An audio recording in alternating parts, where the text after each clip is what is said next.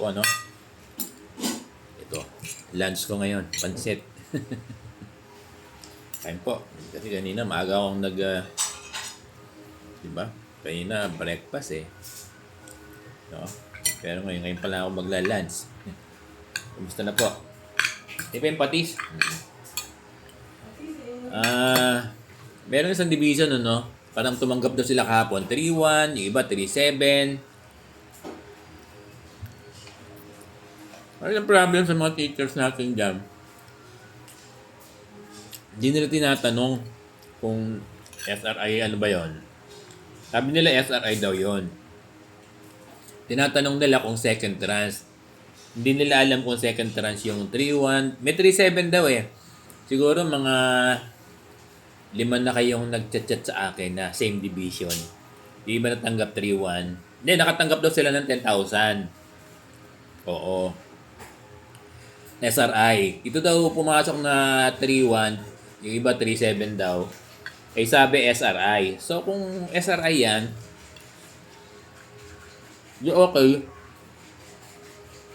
Kaya lang tinatanong nyo kung yun na ba yung trans ng 5,500? Yung second trans? Kasi sabi sa memo kasi, sa DepEd memo, 10,000 to 14,500 yung unang trans. Diba? 10,000 to up to 14,000 ang unang trans. Sensya na kayo ha? May kinakain ako. Posible na unang trans pa lang yan. Diba? Hindi ba tinaksan yung 10,000 nyo? Kasi, kumirito sabay yung sabay yung 10,000 saka 14,500. Kaya lang niles yung tax.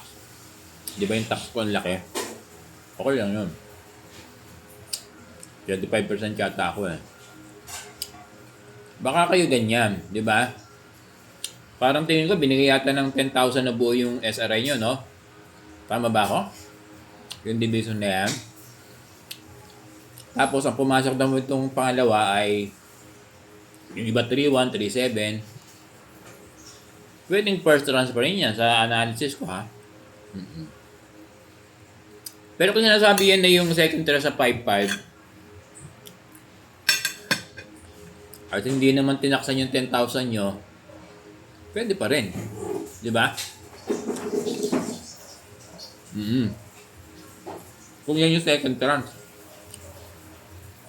na 5-5, 15-5 ang inan sa inyo, no? Kasi hindi nyo inaalam eh. Ano yan? Posible kasi na part pa yan ng yung 3-1 o 3-7 nyo. Tingnan na. Tapos itlog, oh. Scrambled egg. Init, oh. So, ang tingin ko dyan, disclaimer. Analysis ko lang yan. Pwedeng yan pa rin yung part ng first trans nyo dun sa 10,000 to 14,500. Or, posible na second trans yan na yung 5-5. Kung hindi kinaltasan yung 10,000 nyo ng tax, ano? Tapos, ang nakuha nyo ng total is 13,000 dun sa 15,500. Yung across the board na 10,000.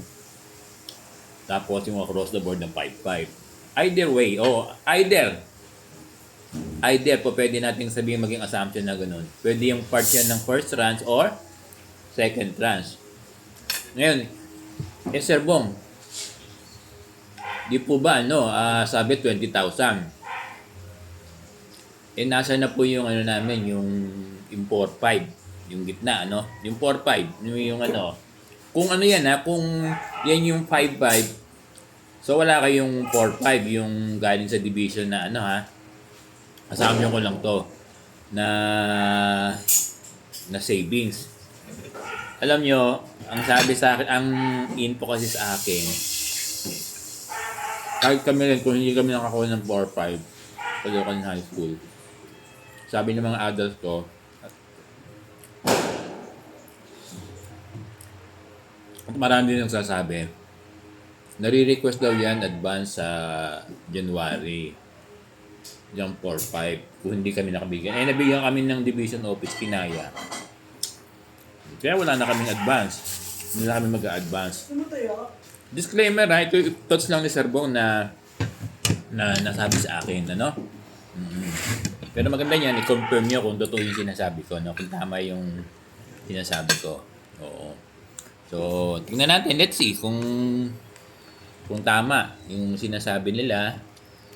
Kasi nasabi lang din sa akin to na kung wala tayong 4-5, wala kayong 4-5, na daw yan by next year. Hindi to sinasabi ng ng DBM, no, DepEd, ha? Naintindihan mo, Sir Bong?